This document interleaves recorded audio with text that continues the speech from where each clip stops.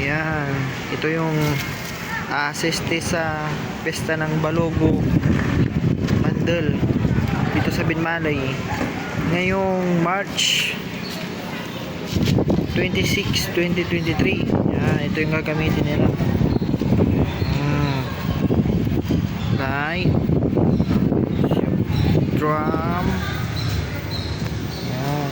Drum. Ganda ng drum niya. Tapos yung instrument nila. Yan. Pag sa side view, ito yung ginagawa. Tapos inaayos na nila yung mga decoration. Yan. Yun yung nakalagay na Barangay Balogo Bandel Pesta 2023.